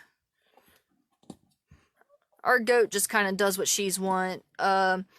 Lately I've been having trouble doing videos, and the goat standing right outside the window here and screaming in the background because she wants attention. And of course, if you guys saw the videos I posted in a couple groups in the past few days, I have Duct Tape the kitten, who has been quite troublesome lately. She's at that age where she is trying to prove her dominance over all the other household animals. Janie, you do not have to add an I chord. I do just because over time, if the yarn starts wearing out, or if you have a really tiny foot and it's just not quite as thick as, it's not as tight as you want, you can tighten it up with the I chord. But if you don't want to make an I chord right now, that is fine, because I will be doing a video. If you decide down the road that you would like to add an I chord, you can do that. Because there really are all different kinds. So many different ways, and I intend to do a video just on different ways to make cords for bags and slippers and things. And Lenny, what we got here? So Leanne, when will a video become available? So I'm nowhere near what everyone else is. So I'm okay. Yeah, absolutely. Come back. The replay, it will be available instantly. The replay will be available absolutely instantly after the video is done. Renee, an I chord is just this cord right here that I put through the cuff to help tighten it up. You guys, if you want, you can use a shoelace for it. Some people use shoelace. You can just use string. You can use whatever you want. I like to do something that's a little thicker. I noticed if I've used just string before, and it seems like it gets it too tight in a specific spot. But yes, the video will be available just as is on the group. I will share it. I'm going to download it and upload it to YouTube, but I'm also going to do some editing to the video as well. So cut out kind of some of the rambling and such. Just stick with some of the basics. But at least with the live video, my rambling is somewhat helpful. Yes, you can do 25 rows for the cuff. Honestly, you can make the cuff as big as you want. This is just the size I like. I measure it. I like mine to be about 4 or 5 inches long, and then I'll fold it up. And what do we got here? Thanks, Amanda. I have to run. All right, Sandra. All right, you got any questions? Ask Sandra. I'm glad you were able to join. So, yes. When you guys are done with your 5 rows here, that is it for today. Oh no, where was I? Okay, I had my dark blue. So I count above that. So I've got 1, 2, 3 rows.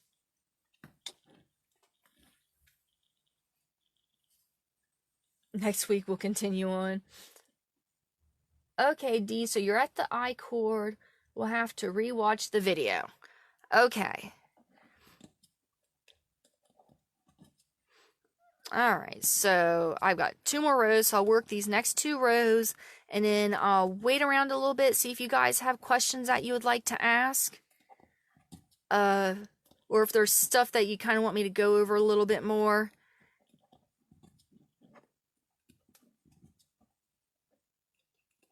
Oh, you're welcome, Sandra. Can I see from the beginning? Yes, the video will be, you can replay the video. You can see it anytime you want. Alright, my yarn has a knot in it. When this happens, don't just like pull it like that. You untwist it, because sometimes the fibers will stick together. I just need to do a whole class just on yarn barf and how to do it without just burning everything down. Telling you what, guys, one of the most, I'm sure you guys know, the struggle is real. Trying to untangle balls of yarn, so not fun. But it's always the really nice, pretty yarn that you really want to use that ends up in a mat. Renee, is each video going to add on? Yes. Until everybody is done, I will be adding on each week. Now, this one I kind of wanted to work as much of it with everybody as I could. Hopefully some of you were able to get the cuff and everything done to where I'm stopping it. Next week we are going to do the heel. And then I will show you how to do the body and how to get your measurements for the body. Now, after that, you guys will then, the last video will be how to finish up the toe and everything, and how to weave in your ends. There's so many different ways you can do that. How to make little pom-poms and add them on. Just different little thingies. Oh no, Marita, I'm not deleting it. The YouTube version will, there will be a highly edited YouTube version, because I have a huge list of words I try to avoid, and going live, my mouth is just doing what it wants. Okay, so 1, 2, 3, 4, 5. So I have 5 stitches. What I'm going to do is pull out my stitch markers. So next week we are going to be doing the heel. That's this back part. So what I want you to do is, once you get your 5 rows done, take a stitch marker, any kind, mark a stitch on the front. If you want to be extra careful, you can mark a stitch on the back too. That's perfectly fine. But this is going to count, so when we start doing your body, it'll be easier for you to count how many rows you're on if you're not using a row counter. Because for this project, I'm not using a row counter because a lot of people don't have them. Let me see, Michelle, what do we got here? A toe-up Kitchener can be done on a bulky socks like these. Yes, actually, you can do a toe-up Kitchener. I have this loom right here. It's a 1/2 inch gauge. But here are, well, that one, I didn't do a Kitchener cast one. Here's Mittens. get the one that fits on my hand, on my right hand. And I just did it again, you guys. Okay, so this right here, ignore the rest. I used this loom in a size 4 yarn, and I used my knit stitch, or I think I used the U-stitch, and I did my Kitchener cast on. What I liked with this was there was not a lot of waste yarn, because that's one thing I don't like about the Kitchener is all that waste yarn. Those who don't know what a Kitchener cast on is, it's okay. I will be advancing my classes as we go on, as people are comfortable. But yeah, see, this is a number 4 yarn, but you can do it on a Kitchener cast on, can be done on any yarn. I just suggest being very, very careful if you're using anything that has a lot of wool in it. This had a lot of wool on it, so when I'm tightening that cast on off, I had to do it tightening it up, I had to do it very, very slow. Alright, so let me try to catch up on some of these questions real quick. Is E-wrap cast on, then stitch unit? Yes, what I did was E-wrap cast on. You can choose whether the unit or the E-wrap stitch for the body. The difference is going to be, I suggest if you have a number 5 yarn to do the U-stitch. And try to have loose tension, because you want these to be able to stretch and be cozy and comfy. So I suggest the U-stitch for that. If you are using a thicker yarn, say this one's a 7, and this sock is a monstrosity. Huge. I used the E-wrap for this one as well. I have one more I used the E-wrap for, I think. There.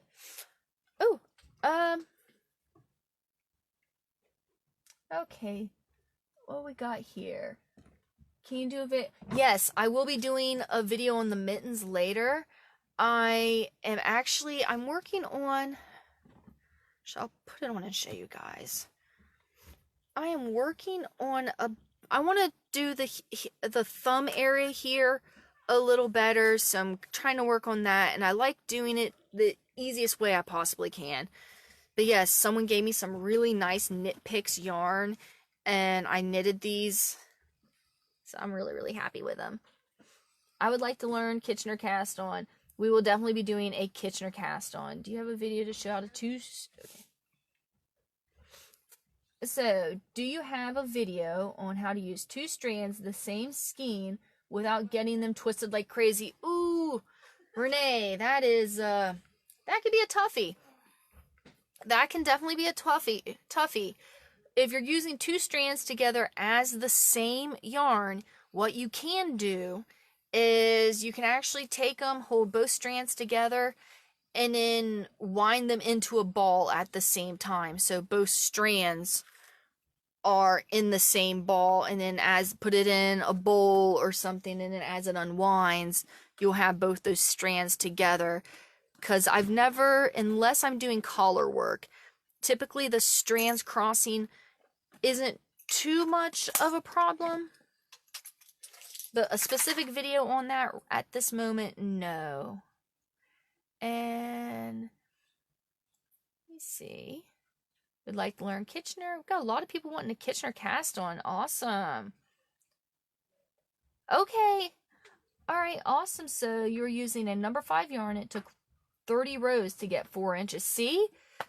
Tension makes a huge difference, everybody. I would love those mittens, but would love ones that you fold over the top. I know. I gotta do the mittens where the tops fold, the flaps that fold back.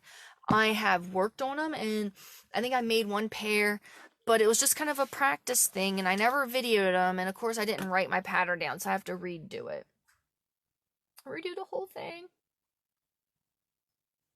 So you did, Sandra, you did have trouble wrapping them both in a ball? Ugh. I am not 100% sure. Unless you put it on, if you have a little dolly, put them both in a bowl together where you can just kind of spin the dolly to untwist them, maybe. Yes. while people are kind of still asking some questions and stuff, I'll throw some of these in here so you guys can see. Ooh, actually, I can show you this. You can see some texture differences. This is all flat stitch, but this is different styles of yarn. This right here, this is like your homespun. It's called homespun that you get. And then this is just a fuzzy yarn, I'm not sure. But this, I'm sorry, you can see I wore it. Right here is like your chenille. And it is, this is going to be the warmest, most airtight. This is kind of your basic. And this uses the same pattern I'm using now, except the top is different. I did a different cuff style at the top. Okay, what else do we have? I finished with the cuff in 5 rows. Go Blair! Okay, Michelle, it's because putting a finished sock on needles to do the Kitchener closer is super stressful. I hate it. I always drop a stitch, which is so awful with every oh man, yes, Michelle, I completely agree. I have switched hats to, I've taken hats and switched to knitting needles to finish the top off just because of, well, those same reasons. Dropping stitches, and then you have to worry about getting the right gauge if you're taking it from a loom to a needle, and that in itself can be a pain in the butt. And I've got everything all tangled up here.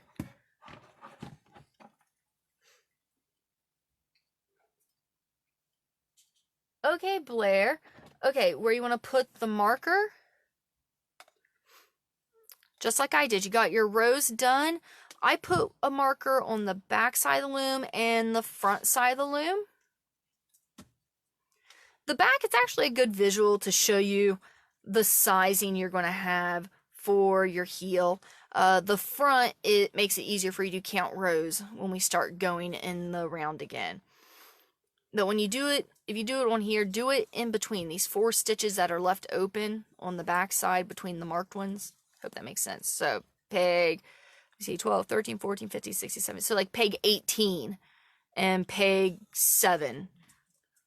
It doesn't have to be those specific ones, but yeah, you put your markers there, and then, okay, what we got? Okay, yes, I put the told you where to put the markers. Back to Michelle, dropping stitches is horrible, especially if you drop a stitch and you go down a few rows and you're not sure what to do. You take a stitch marker. If you do not have these hooks, you can cut a collar of contrasting yarn and just wrap it around the loop that falls off. So I'll give you an example. Okay, so let's say I've got this stitch came down, and we'll say 2 stitches popped out before I caught it. So what you want to do is you want to try to catch this loop as fast as you can, and either put it on a marker, hold it off the loom, or put it back on the loom if it's just a couple down. With it being just a couple down, see, you want to find that first one, which was this one. You want to pull it up on top, because the bottom stitch goes over the top stitch. So this was the first one that dropped, this was the second, that was the third. So we take the bottom, put over the top, push that down. There's still a loop back there. Put that there, and do that. It's easier if you can catch it quick. I'm telling you guys, it is so much easier if you can catch the drop stitches like that quick.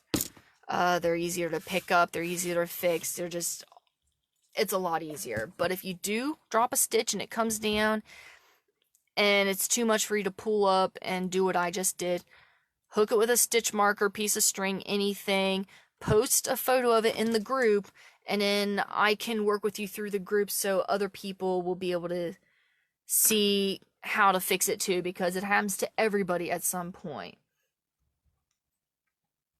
Amy, her loom doesn't have an anchor peg, so you can start it. Yes, Amy, you can start anywhere. Pick any peg to be your front peg. Most of the looms do have an anchor peg, which is a good way to mark your first peg, which I do on mine with the anchor peg. But you can just pick any loom to be your anchor peg. I suggest putting some type of a marker on that peg, though, so you know exactly which is which. Okay, everybody. Wow, I've been on here for like an hour and 40 minutes with everybody. So, I'm just going to do a few more minutes. Questions, guys. What do you need help with? I will keep working this up and just check out the questions. Because I will be doing videos on how to do the Kitchener cast on, Kitchener cast off. I will warn you, the Kitchener cast on is a lot easier and less scary than the Kitchener cast off. And when making socks, you have two options. Everybody has their preference. You can make toe up or cuff down. With toe up, you start from the toe, just as it explains. It's go from the toe up to the cuff. With all of these, we are starting at the cuff and we are going to work down to the toe. My personal preference for making socks, other than these house socks, I love this pattern. This works for me really good, and I've made it a lot. But for more like not house socks, but very fitted socks, I like to take and use the Kitchener cast on. I love the way it does the toe. I love the finish of it. And again, I prefer to use the U-wrap stitch, but honestly, in all honesty, the true knit stitch, some of you might know it as a reverse purl, you're going to get the most fabric use out of that, and it's going to have the most stretch out of the different knit stitches. But other than that, they all look basically the same. It just appears as though there is a tension difference, which is just how tight you hold your yarn while you knit. All right. Maria, you finished the cuff. That is awesome. Hey, I want you guys in the event group, share photos of your progress and where you're at, because I really want people to interact and kind of get over the stigma of how hard socks are, because honestly, the hardest class is going to be next week, and really, guys, I'm going to work every single row with you, so any confusion, any questions, I'm here for you guys. One thing you'll find out, anytime you knit something, you're always giving away a piece of yourself. That was a hair. Love, sweat, tears, and hair goes into everything I've ever made. Oh, thank you, Tracy. All right, so, guys, is that it? Any more questions? Okay, we got at 20 rows. Oh, good. Tell me about the looming. Oh, someone wants to hear about the giveaway. Yes, absolutely. Good call. I briefly mentioned it before the video got started. Let me find my stuff. I've been throwing things all over the place. Okay. The main point of this is, well, first of all, it's kind of getting me out of my comfort zone to do something that I'm not used to or really that comfortable doing. I'm not big on live videos, but so I wanted to do something to encourage participation. I want to encourage people to step out of their comfort zone and try something new, and socks are so intimidating for so many people. But what you get is, I want to say this is 1/4 gauge. I'm going to say 1/4 gauge, 44 peg round loom from it. I Love Looming is no longer in business, but there's Knit UK and Gallery London. One of those two. I think Knit UK is still in business. I'm not sure about the Gallery London. But this is the loom. You don't get the red and green pegs. I did that just because I wanted to be festive with it. I did a pair of Christmas socks, and that's why I marked it that way. What you get is the loom. The pegs aren't in it yet, so you could put them in any color you want. So you have blue and pink. One thing I suggest is if you like to do a lot of ribbing, like knit 2, purl 2, stuff like that, these pegs can be removed for different projects and patterns. Anytime it's something where it's going to be a knit stitch through the whole project, I put a pink peg there, because pink starts pink pearl. I just said knit stitch, didn't I, guys? Anytime I'm using a purl stitch, I will put the pink peg in so that pink reminds me pearl. For me, it's a good visual. Now, I threw in something called yarn brawl, which again, I'm not prepared. I don't have anything sitting by me with the yarn brawl in it.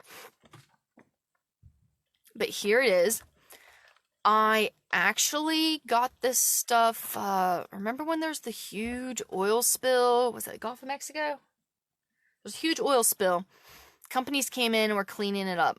This was a product that one of the companies made that held those big tubes that absorb the oil, and they had a few rolls of it left, so I was able to get one. As you can see, it stretches out really good. It doesn't have a whole lot of real hard tension to it. But what it is for is, oh, here, I can show you. I have an example right here. This is some yarn I'm working on. I'm making a sock with it.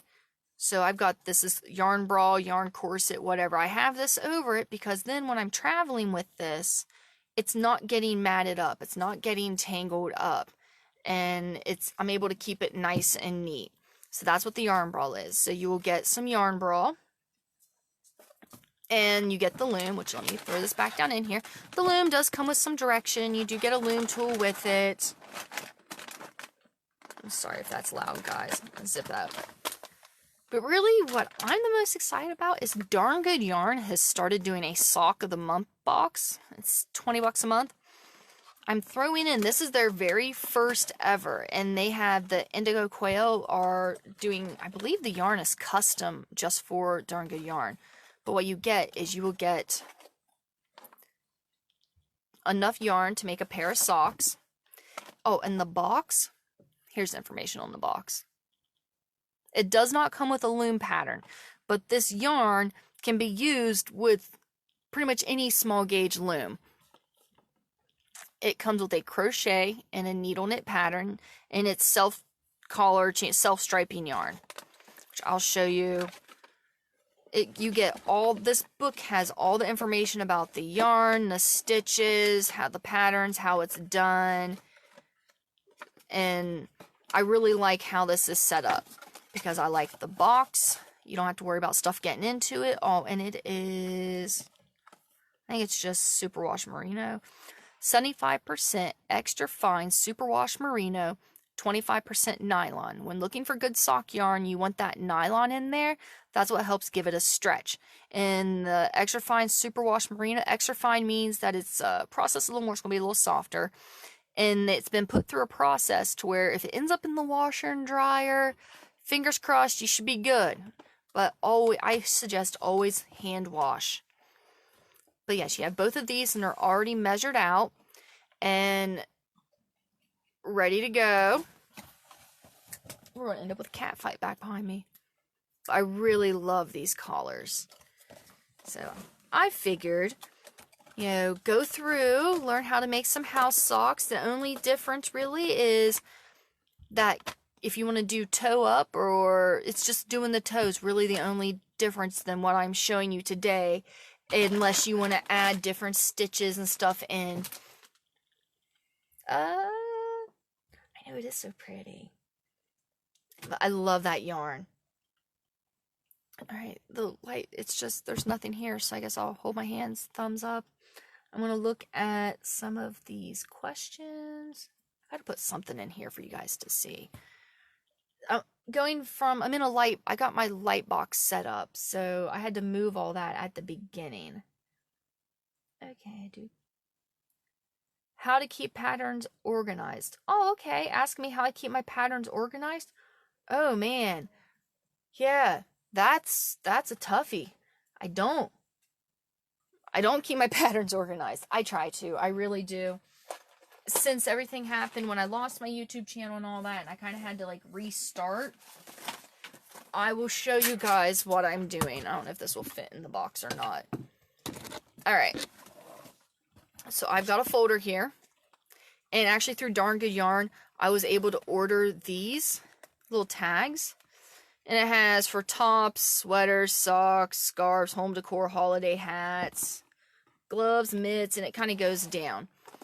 And I've got, these are patterns because I've got to redo a lot of my patterns, update links and everything. But then I've got each category, some patterns that I've got printed out and ready to go. Like these ones, as I am editing and redoing and making, I'm trying to go back and just really update the quality of my previous patterns. But then we have some of the ones I've done for KB. This one's, I love that pattern. Do I have any other hats? Oh yeah, some double knitted stuff. I've got some gloves, but I ran out of ink. But for me, because I have people that ask me questions, I have, this is not bragging in any way, shape, or form, but I have about 70 different patterns. I have to double check because it may actually be more at this point. But I've got like 70 different patterns and I'm going through kind of reformatting all of them into a better format. I really have hopes for possibly being able to put a book out. So fingers crossed for that. And I have all the information for, on the back of it, I got this information. And I put the wraps per inch, which that's something I'll go over in a different video. Alright, that's all I got for that part. Alright guys, cable tree. Michelle is going to start making the cable tree pillow soon. Michelle, that is awesome. Please share in the Hypnotic Hysteria looming group and on my business page, because I always love to see the progress on that pattern. It's really nice. I felt very accomplished doing that pattern. I put a lot of work into that one because every tree swatch I did ended up looking like a lobster. I had a snowman, a lobster. Yeah.